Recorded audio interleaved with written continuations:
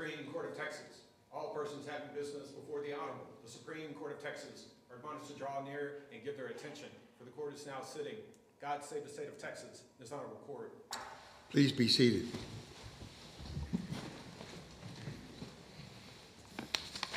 We'll hear argument in three cases this morning. First is 22-1143, Henry S. Miller Commercial Company against Newsom, Terry, and Newsom from Dallas County and the 5th Court of Appeals District. Justice Lehrman is not participating in the decision of that case. Second is 23-344, 425 Soledad versus CRVI Riverwalk Hospitality from Bexar County and the 4th Court of Appeals District. And then last, 23-755, Henry State Farm Mutual Automobile Insurance, petition for writ of mandamus. The court has allotted 20 minutes for each side in each of the cases, and we'll take a brief recess between them, completing them before we break for lunch. The arguments would be live streamed this morning as always, but we're having internet difficulties, so they may not be available until later. And then they'll be in the court's archives. We're ready for argument in 22-1143. May it please the court, Mr. Young will present argument for the petitioner. Petitioner has reserved 5 minutes for rebuttal.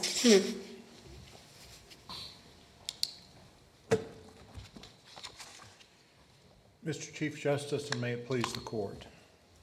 This case teems with issues, but in my limited time this morning, I will primarily address the so-called assignment issue because it is the focus of the respondent's arguments in this court. By refusing the writ in Zuniga, this court held that an assignment of a cause of action for legal malpractice to an adversary of the client is void as against public policy. But there is no assignment in this case. Instead, there is a bankruptcy plan confirmed by a federal bankruptcy court. For this court to hold that part of a confirmed bankruptcy plan is void would raise preemption and collateral attack issues that are discussed in our brief. But there is no necessity for this court to reach those issues because the bankruptcy plan did not involve an assignment. To the contrary, the plan characterized the malpractice claim as an estate action and said that all estate actions were retained by HSM as the reorganized debtor. The plan further provided that the proceeds of the malpractice claim would be the property of HSM. It ordered HSM to pay the plaintiffs a portion of the proceeds of the malpractice claim under a sliding scale set forth in the plan. But that was an in personam obligation. It did not give the plaintiffs any in rem interest in the cause of action itself or the proceeds. Nor did the plan give control of the litigation to the plaintiffs. It instead vested in HSM sole discretion to prosecute, settle, or dismiss the litigation, subject only to... Didn't the agreement have provide for veto power over any settlement? Over any settlement under $5 million. And by the time of the second trial in this case, Your Honor, there had already been a $6 million settlement. So that and of that residuary over $5 million, did not give... A percentage of that still was to remit to... That is correct, but the veto power over the settlement expired when the settlement, the first $6 million settlement was reached. So would your argument be different if the settlement was for 4.5? I would have to argue why the veto power did not constitute a giving of control, but in any event, that's moot because there was no veto power by the time of the second trial. It seems as though often a plaintiff will secure a judgment that will bankrupt a defendant. Yes. And if the plaintiff can then step into the shoes of the defendant and sue the defendant's lawyers and then switch positions, that the plaintiff would have lost except for this malpractice. that seems to be the sort of public policy, raise the sort of public policy concerns that we have worried about with Mary Carter agreements and covenants not to execute and all the kinds of things that shift litigation incentives. Why shouldn't we look at this bankruptcy proceeding through that lens? Because that's not what happened here. The plaintiffs did not step into the shoes of HSM. They had no right of control other than the veto power that expired that we've discussed. They had only a right to force HSM to make payments out of the proceeds, as they would have had if there'd been no agreement. If there'd been no agreement and HSM had hit a home run on the legal malpractice claim, the plaintiffs could have been right there behind HSM with a writ of execution or a writ of garnishment and recovered those funds. There was no exercise of control. The only thing HSM committed to do was to use reasonable efforts, its best efforts and all reasonable means, both of which are objective standards, to prosecute the malpractice action. And its compliance with that was to be judged not by the plaintiffs, but by the bankruptcy court or another court. Let me ask you this. If the remedy the usual remedy for the assignment of a legal malpractice claim would be to say that the assignment is void, right? That's right, So, if it's illegal. Okay, so if that were done in this case, how would that affect anything that happened here? Because the cause of action still belongs to HSM, and they're the ones that got the recovery anyway. So I guess I'm having trouble seeing why any of this matters. I'm having that same trouble, Your Honor. This court held in Malios that even if an assignment is void, the assignor client can pursue the assignment in its own name. Here, that's what happened. This is not underlying plaintiffs as assignee of HSM versus Terry Newsom and Newsom, Terry, and Newsom. It is HSM suing in its own name by its own independent counsel, not suing pursuant to any kind of collusive judgment. The underlying judgment was fought bitterly before it was entered and was fought bitterly on appeal after it was entered. Nor is there any indication that the plaintiffs collaborated with HSM in the prosecution of the legal malpractice action. So is there any authority that, say we had a case where there was collaboration, is there any authority that the legal malpractice plaintiff would not only have an assignment voided, but would also somehow lose their own cause of action because of that? The only case that holds that is a Connecticut case that the lawyers have cited, where at the very end of a 15-page or 20-page opinion, the court says the judgment is therefore reversed and judgment rendered that the plaintiff take nothing. No explanation of why that was the appropriate remedy. In fact, it would not be the appropriate remedy.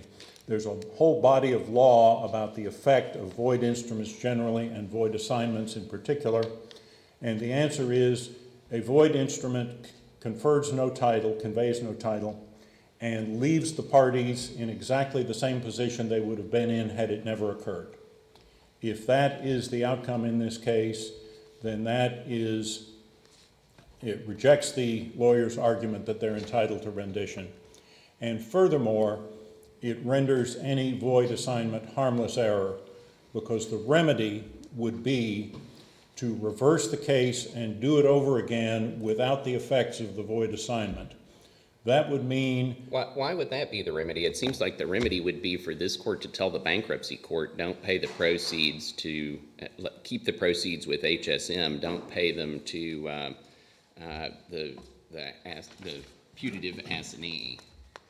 Well, this court, I suppose, could render in the nature of a declaratory judgment that the assignment is void, but unless that's accompanied by a specific remedy with respect to this judgment, with all due respect, I think that might be an advisory opinion. But if that's what this court determines to do, we think it would be wrong for the reasons we've stated. But if you think it's what you should do, then perhaps that's what you should do. I'm not sure how this court can tell a federal bankruptcy court I'm what not sure we can either, and I understand your arguments on that, but it seems like that's the only possible remedy. If HSM is still entitled to its cause of action no matter what. Right. Then the fact that it was assigned, the only remedy for that would be to tell the bankruptcy court, don't follow that, it's void. Well, you could write an opinion that said the so-called assignment in the bankruptcy plan is void, but there is no needful remedy for that because of Malios, because the claim was pursued in HSM's name. Alternatively, you could do what the court did in Malios, is say, we don't reach the validity issue, the voidness issue, because even if it is void, HSM can pursue in its own name. That's exactly what the court did in Malios. So what are we left with?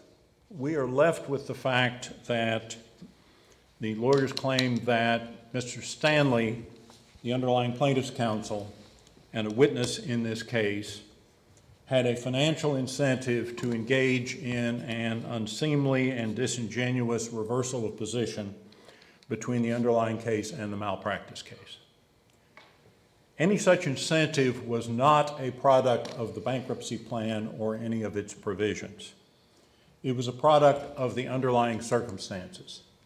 It arises any time a plaintiff gets a large judgment against a defendant who cannot pay in cash but has a viable legal malpractice claim. The law provides a recognized mechanism for dealing with that situation. And that mechanism is disclosure of the financial interest to the jury through vigorous cross-examination and impassioned argument, and both of those things occurred in this case. The lawyers fully availed themselves of that mechanism. At any third trial, the same thing would happen, and because the system worked as it is supposed to work. What would have been the options in federal court for undoing the so-called assignment? The bankruptcy court has jurisdiction to modify or vacate the plan for 6 months based on fraud, and I believe it has authority to do so for a shorter period of time, not based on fraud. But that would have been the remedy. Would these parties have been able to? Well, I'm not achieve sure that or what participate in standing a debtor of the debtor, that is the lawyers who are subject to the debtor's malpractice claim, I'm not sure what standing they have to contest a bankruptcy plan and its disposition of their cause of action. But if they did have such standing, they could have intervened to do so. In any event, a bankruptcy case is in rem against the world. You have to bring in people, as a matter of due process, who have known claims. But the ultimate judgment in a bankruptcy case, in this case the Chapter 11 plan confirmation, is binding against the world. And it has to be that way, otherwise you never could have any finality to a bankruptcy proceeding. And this court addressed a lot of those issues in Browning versus Prostock and said we are not going to allow collateral tax on bankruptcy plans because, and the confirmation of them, because of the reliance interest going forward of all the parties and the federal requirement that a bankruptcy plan be complied with. You see the structural problem, leaving aside the procedural posture of the bankruptcy court, that you have a lawyer that's argued to one jury, please find these defendants liable. They are entirely responsible for this injury to my client. And this other defendant was not responsible, whether or not they were submitted as an RTP. And then that same lawyer comes to a new jury and testifies exactly the opposite and says, oh, this defendant would never have lost this case if only this other defendant had been designated, and 100% of that would have been put on him. Two different juries, completely different argument by the same counsel. I first of all need to quibble a little bit that it's exactly the same argument. Mr. Stanley was arguing to the jury in the face of a ruling that Mr. Flavin was not going to be joined as an RTP.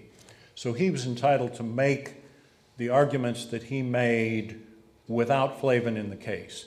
That is not inconsistent with his saying, if Flavin had been in the case, that would have been a whole different story. But over and above that, I recognize what Your Honor is driving at. And the answer is, first of all, that's not because of a bankruptcy plan. It's not because of an assignment. It's because of the fact that Mr. Stanley's clients got a big judgment that the defendant couldn't pay without proceeds from a malpractice case. That was just a product of the circumstances. And unless this court is going to craft a rule that says in those circumstances the underlying plaintiff's counsel is incompetent as a witness, and there really would be no basis for that, the only remedy is the remedy that the lawyers availed themselves of, telling the jury, for example, in closing argument, Mr. Stanley has a million reasons, and when I say reasons, I'm referring to dollars, that being his portion of the fee for his client's case, to engage in some pretty rampant speculation. They cross-examined him about his interests. They got him to state the sliding scale of his client's recoveries. They got him to state his portion of that recovery, and they argued it in closing.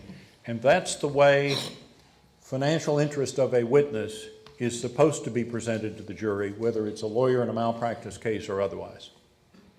If the bankruptcy court had, instead of confirmed the plan that it did, but said, no, this claim is assigned directly and it has complete control, not just the veto, but complete control over the litigation, would we still have the problem of federal preemption, bankruptcy judgment? A Texas court would have to sit there and hear a case that violates Texas public policy because it's part of a bankruptcy plan? Yes, Your Honor, I think we would. Can a bankruptcy court create causes of action and that Texas doesn't recognize and say that has to be litigated? Well, no, what are we going to do? Bankruptcy court said it. No, because that would then not be proper. A cause of action that doesn't exist is not property of the estate. And so if there's a cause of action that doesn't exist in the sense that Texas courts do not recognize a claim that has been assigned in this way, is that really all that much different from a cause of action that does not exist because there's no tort for X? I think it is for this reason. It would then be property of the estate, and the issue would be the assignment. And 11 U.S.C. 1123A5, if I'm recalling correctly, says the bankruptcy plan may transfer to anyone any asset of the bankruptcy estate, and it says it may do so notwithstanding any other applicable non-bankruptcy law. So for purposes of Texas law, we would deem that as satisfying our requirements. Right, and that's what the federal mogul case and another Fourth Circuit case said with respect to an insurance policy provision that said this policy cannot be assigned, and the federal court said, oh, yes, it can. Any other questions? Thank you, Mr. Young. We'll hear from the respondent. May it please the court, Mr. Wright will present argument for respondents. Chief Justice Hecht, and may it please the court. Well, I'm glad we got to this issue. As the only one we think is important in this case. And the issue is that put by this court's opinion by refusing the writ in Zuniga. And that is this process, this profession, this system we engage in just a game in which people change positions depending on where the money lies, or is it a search for the truth? And that's a quote right out of Zuniga. And that's what we have here. The idea that all of this change in position by Mr. Stanley, and it was stark. He took the stand and said, I took this case on a contingent fee case that I could have never won unless it had been poorly defended by whoever showed up to defend it, which of course he didn't know when he took the case. He changed his position about his own client. His own client said, I'm relying on H.S. Miller, not on Flavin. But Mr. Stanley says, well, if Flavin had been in the case, the jury not only would have put some on him, their case here is that the jury would have put 100% on Flavin. And that's important if we get to the causation testimony, because it's If non-existent. some other expert had testified to all of those things who was not trial counsel, would that make everything different and we wouldn't be here? No, somebody else did testify. Mr. Sifford, which, by the way, was an expert in another case this court decided a few years ago, and held that his testimony there, just as it is here, is completely conclusory.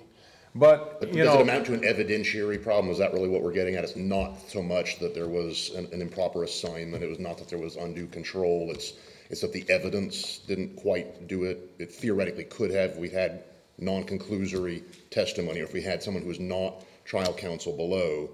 In that case, no problem with the bankruptcy court's plan, no problem with the veto, no problem with any of those things? absolutely, there is a problem. And it's the same problem that was in Zuniga, in Elbauer versus Smith, in Gandy. Are you gonna say now, we were wrong in Gandy, all of that could have been solved by cross-examination? That's the same thing. At some point, this court has said and continues to say, we're just not gonna put up with this. This is an affront to our system to have people come in and make a mockery of it by taking a position one time and coming back in and trying to convince the jury that they were wrong the first time, or if somebody else had done something else. That's the kind of change in position and the multiplicity of litigation. This case has spawned, of course, the bankruptcy, which, by the way, the bankruptcy judge said, I don't even know why you people filed this, except that you folks wanted to get together and go sue somebody else. And that's exactly all that was accomplished in the bankruptcy. The Stowers claim against Diamond State, H.S. Miller's liability insurance. That suit was filed.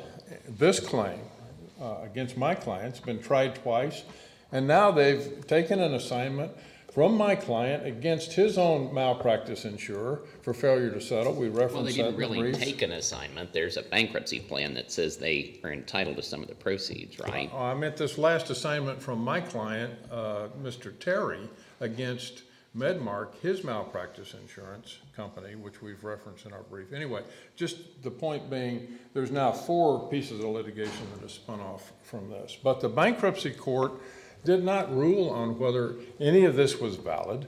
They say it's not an assignment. Like in the Malios concurrence, it's an assignment of the majority of interest, 100% of the first $5 million, 70% of the next $8 million. And what is a bankruptcy court supposed to do if a plaintiff gets a big judgment against them, and let's assume it's a case where they really don't have any other alternative. The judgment is so big they have to go into bankruptcy. So not this case. But then they're in bankruptcy, and their big creditor is the judgment creditor. Say it's exhausted on appeal, it's final, they can collect it. That's their creditor. And so any money that they get from the estate is going to be the proceeds of that judgment, right? So is a bankruptcy court just supposed to leave the estate open for years until all of this gets settled and then say the money goes to that person? Or can they go ahead and say that at the time when it's obvious that that's who the money's going to go to because that's the big creditor? I have no beef with what the bankruptcy judge did here. Well, you're trying to avoid it. No, I'm not trying to avoid the bankruptcy judgment. I'm trying to say the assignment. Plan that says that's where the money goes, right? Yes, and that's why you can't just say, well, this was bad, but we're going to remand it all over again, because you cannot stop H.S. Miller from paying money to Mr. Stanley or to his clients. So what you're saying is that in this situation, you can't prosecute your claim anymore because all the money's going to end up going to the adverse party. Yes. Yes, okay. Yes, and there's other reasons. H.S. Miller owes no more money. So under the bankruptcy plan, it's not just this veto power that Mr. Stanley has, which is as to any claim up to $5 million. So it's a little ambiguous to me whether he still has a veto. Nevertheless, he's got the kind of veto that his client is not going to release these folks at H.S. Miller until they have done their best efforts to comply with prosecuting the malpractice case. So once that happens, then H.S. Miller is off the hook. Well, if H.S. Miller goes back to trial for its 30% roughly of its damages, they've already been paid more than that. They've been paid $6 million by Diamond State. Yes, they had But you the said terms. even in a case where there was no settlement, where they've already been paid, the result would be the same. Because all the money would end up going to the adverse party under the bankruptcy, so the cause of action just disappears. In this case, this is the only case. All these other cases have come up here on summary judgment, and the court has said, you know, it's invalid. And if you've got a claim, you know, individually, well, then you can bring it. This is the only case that's gone forward, tried not once but twice, and has shown in spades the kind of changing positions, the, you know, other evils that the court talked about in Zuniga. And I think it's entirely proper to say this is enough. Don't you think the bankruptcy court would have something to say about that if what you're asking us to rule is that a cause of action of the debtor disappears because the money's going to have to go to the judgment creditor eventually, and it happens to be a legal malpractice case, so they should just ignore any legal malpractice judgments in deciding how much the creditors get in bankruptcy? Well, like Justice Young was saying, the bankruptcy court can't create causes of action, and it can't revive causes of action that this court said are void and unenforceable. And by the way, the bankruptcy judge... But we've never said that HSM's cause of action is void and unenforceable. Well, I understand, but you're talking about the assignment part. Well, no, what I'm saying, maybe I haven't been clear, but what I'm saying is that what is a bankruptcy court supposed to do? If they can't have a provision for how any money that's collected on the claim is going to be distributed, then it just doesn't exist at all. We had no standing to go in the bankruptcy court, and because of that, the bankruptcy judge had no way to determine whether this thing that everybody that had standing agreed to was going to be valid under Texas law, and that's not the bankruptcy judge's function. His function is to get the bankruptcy over with, you know, get the debtor's obligations paid and discharge the debtor, and that's happened. I mean, it will happen if this court renders judgment, says this is over, H.S. Miller is discharged, they owe nothing more to B&C. B&C, is it fair to B&C, you might say? Well, B&C has already collected, you know, $5 or $6 million off of this, and any harm to them was caused by their own taking of an illegal, unenforceable assignment of proceeds from HSM. So that's why, you know, the remedy has to be rendition of judgment, because anything else is going to continue to make a mockery of the courts in this case. So it's going to go back down. Mr. Stanley is going to get on the stand one more time, and I guess tell the same story he told the second time around rather than the one he told the first time around, and we can cross-examine him, and people will be changing their positions. You know, the other thing they did, they brought an expert in the second trial to say that the expert in the first trial had inflated the damages. Well, the expert in the second trial was recommended by Mr. Stanley, who hired the expert in the first trial. At some point, this court has to say that's enough, and this kind of thing should not continue to go on. And you know, that's the whole idea behind not only Zuniga, but these other cases that have invalidated assignments. This case has gone on farther and longer than any other case. And if you say that this arrangement here is okay, this is going to become the new deal. I want you all to look at this But case if we called... say that Yes. the bankruptcy court can't, or that a creditor's claim is no good because the only way it can be satisfied is through pursuing a cause of action for legal malpractice, then aren't we taking their property without due process? Well, let me... What is the bankruptcy court what should the plan have said? The plan can say exactly what it said. It's not up to the bankruptcy court to determine whether the cause of action was valid.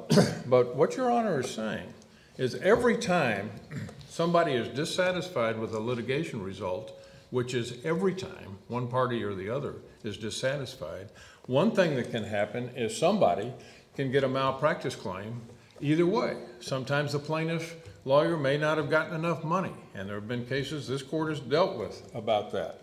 And then, you know, like in this case, the defendant pays too much money. So every case is going to potentially result in some claim against lawyers for malpractice. And Well, it's up to the client whether they want to sue for malpractice or not, and in some cases there will be, and in other cases there won't. But I guess what I'm having trouble seeing is I'm not familiar with any cases that anybody has cited that just because you go into bankruptcy, your cause of action for legal malpractice somehow evaporates, regardless of who's getting any money from anybody. I'm not saying it's because of the bankruptcy. It's because of the assignment of the proceeds, the control. Not only did they have the veto, they had the control by saying, if you don't comply and cooperate with us, we'll tell the bankruptcy court and you won't get your discharge. Right, so that's why my question to you was, what should the plan have said to avoid that issue?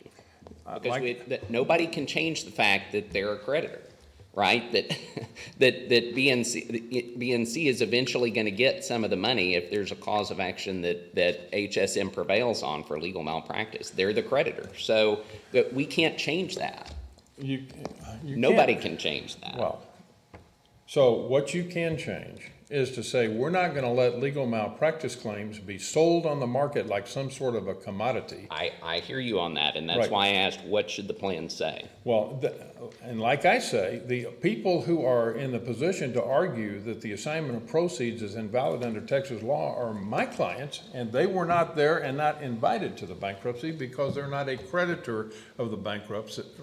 Like my friend says, they may be a debtor of the bankrupt. So the bankruptcy plan can say what it wants. It has no effect on what this court ought to do, except to note that because of this giving of so much interest and control over the litigation, and they say there wasn't any collusion with BNC, Mr. Stanley was the star witness in this malpractice case. So that's why it has to be a rendition of judgment. But, we've got other rendition points. Like there's all the evidence of causation is conclusory. I mean, they didn't undertake just a duty to prove that there might have been some percentage put on Mr. Flavin. Their whole case is 100%. And I was wondering, why did they undertake that? Why couldn't they just say less? Well, if they'd have said the jury would have put 50% on, they don't have any claim left because, like I say, they've already been paid so much of their underlying judgment, which was less than $9 million, it would have wiped out any judgment in this case. It's sort of similar to what happened in the first trial of the malpractice case when we had RTPs and my client was held only 50% responsible, and therefore, the settlement credit wiped out the judgment. But, the arrangement in this case, well, back to the causation testimony. Mr. Sifford testified, well, the jury would have put 85 to 100% on Flavin. It's just conclusory. That's about all he said, maybe two more sentences. But even that, 85% doesn't do it. Their damage model was 100%. And they have no evidence that's not conclusory or speculative that had Flavin been there, despite the fact that BNC's claim was, we never talked to Flavin. We're not blaming him. The reason we've got a real estate broker is they are supposed to vet these people. And so, but despite all of that, they convinced the jury that had Flavin been on the jury charge in the first case, that jury, having this jury speculate about what that jury would have done, would have put 100% on it. That is unsupported by any legally sufficient evidence and would, justify a rendition of judgment. And, maybe that's the simplest way to get to this, but I would certainly hate for this court, having taken the time and granted review on what everybody now concedes is a central issue, is this assignment and the invalidity and the remedy. I would hate for you to just pass over that issue without saying, like Justice Bland said, I mean, isn't there kind of a problem here? I mean, at some point, it's cross-examination and other, ways to deal with this aren't enough. We just shouldn't ought to let people do this. So, that has really nothing to do with the assignment then, or does it? It does have to do with the assignment. It's because of the assignment that it created these perverse incentives. Your friend on the other side says, well, look, if that doesn't happen, if there's no assignment, if what the bankruptcy court said was wrong, it won't make a difference because the claim still exists. You go back and you do it, and then they'll still get what they're going to get. So we wouldn't be doing what I think he said it'd be tantamount to an advisory opinion. What's the response to that? So this H.S. Miller company, there are many, but this one apparently had so little assets it could go into bankruptcy. It did not have to agree to pursue a malpractice claim for the benefit of somebody else. It could say, we don't think we have a malpractice claim, like other people have said. And, and then, B&C gets whatever they get through the bankruptcy plan by dividing up the assets of H.S. Miller, whatever they are. But what if it says it does have a malpractice claim? What if it's not compelled to do that, but it just comes to that conclusion? Well, if it comes to that conclusion and does it on its own, they can do it on their own. But you just said no, because the plan is gonna, they're the creditor, the plan's gonna say the recovery from that has to go, that the recovery from HSM, if they really thought they had a malpractice claim, the plan's gonna have to say where the money goes in the end, if they're successful on that, and it's gonna say it goes to BNC, and you said that makes it to where the cause of action just disappears. Well, maybe I'm lost a little bit in the bankruptcy stuff that you're talking about, but if BNC had not had this agreement, look, BNC put them into bankruptcy, H.S. Miller, okay, involuntary bankruptcy, but then they signed this voluntary plan. So if, in the ordinary case, without incentivizing a legal malpractice case in every case where a defendant can't pay, which is what we're on the verge of doing here, if BNC puts H.S. Miller into bankruptcy, then they get whatever when a plaintiff takes a case, they have to figure out if the defendant has the money to pay. And that's part of the deal. And if they don't, so every case we're gonna make this, and that's why some of these courts say that this makes lawyers less inclined to take cases for defendants who don't have much money or don't have much insurance. And some of these courts have said, this impacts the availability of legal services to people who can't afford it. So why am I gonna take on a case for a client that has very little money and very little insurance? Well, I did it in this case. I'm representing Mr. Terry. He doesn't have the money to pay this. His insurance policy is very low. Is he gonna assign his claim against me for not making the right arguments here when this goes back for one more time of this kind of assignment? It's making a mockery of our judicial system. It seems like perhaps it's control of the litigation as opposed to the ultimate destination of the money that makes this, that is what makes an arrangement like this a problem. I think it may be both, like in the Malios concurrence, it's enough of an interest. They had 100% of the first $5 million and 70% of the next 8, and the veto power, and hanging the hammer over these folks' head by saying, if you don't do this to the best of your ability, you don't get your release. You don't get a bankruptcy discharge. We have our judgment back. So that's why I think this has to end. And I'd like you to look at this Inez case out of the 14th Court. It's a divorce case. And the wife assigned 50% of her malpractice claim to her husband. And when he filed suit on it, she filed an affidavit that said, I never had a bit of a trouble with my lawyers. The allegations that are made in this complaint were made up by my husband's lawyers, and I agreed to it to get more visitation with my children. That's the kind of stuff that happens around this state that this court can put an end to by saying, this arrangement is void, and we're rendering judgment, which is the just thing to do in this case for this as a remedy.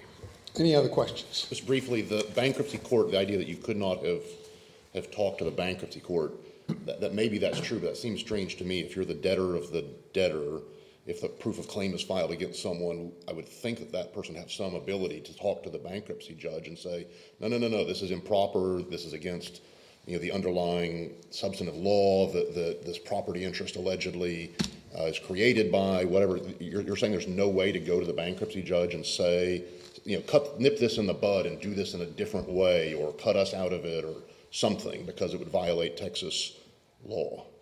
Well, my understanding of the bankruptcy system and how all that works is they're interested in two things: the debtor and the creditors. They're not interested in, the debtor's claims against other people.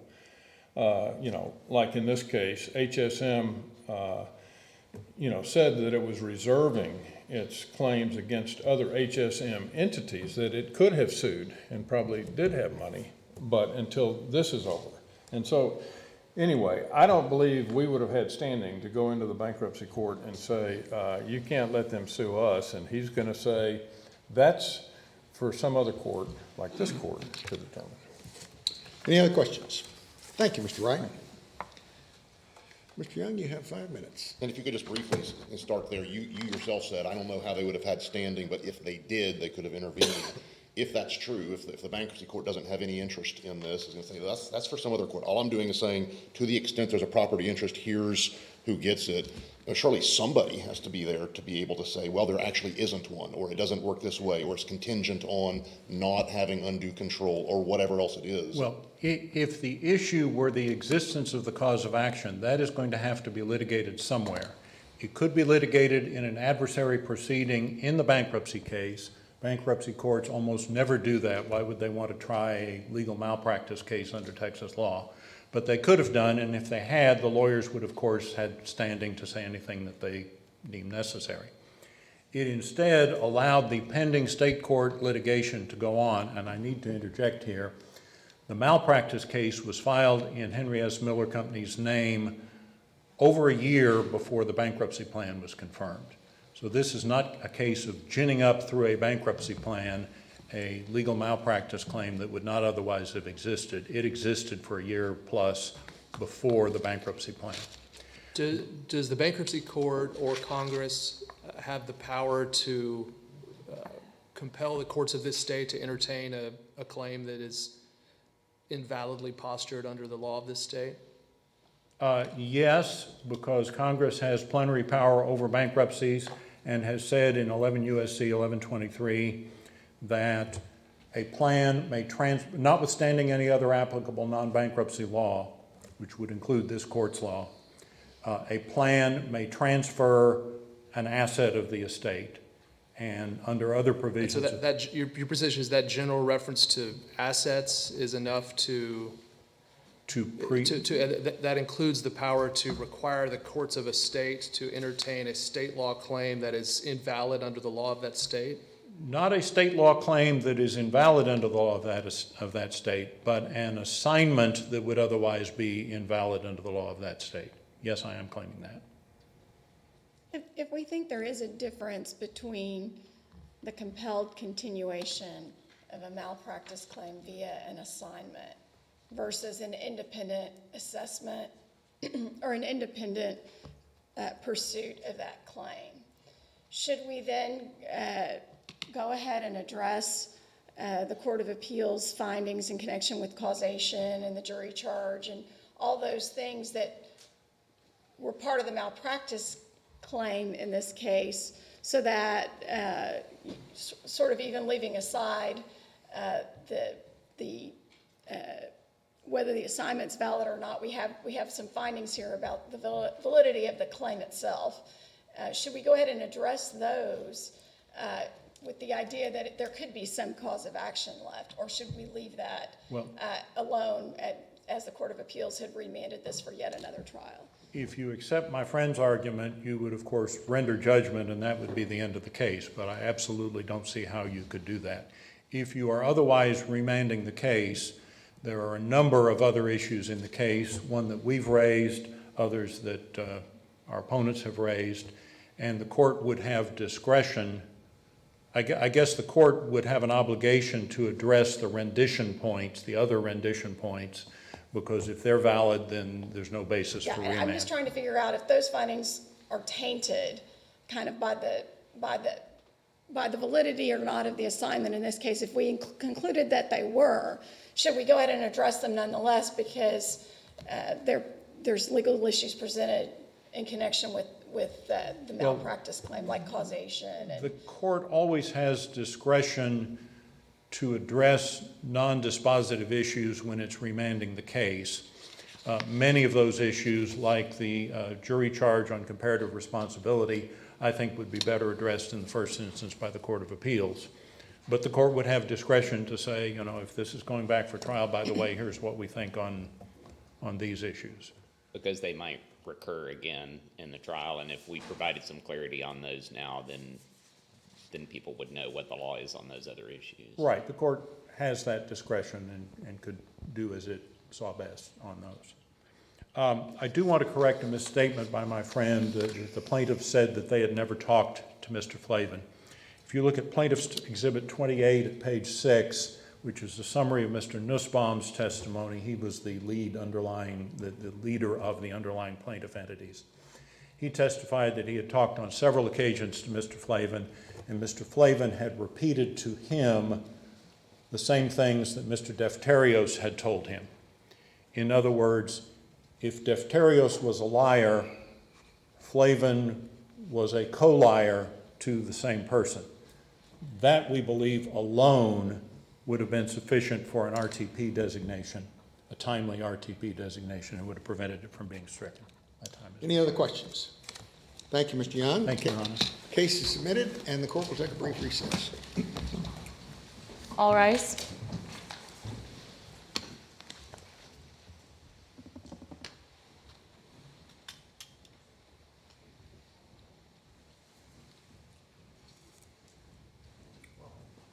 I joked with my colleagues, I wanted to stand up and say, Ron, what would you like to talk about?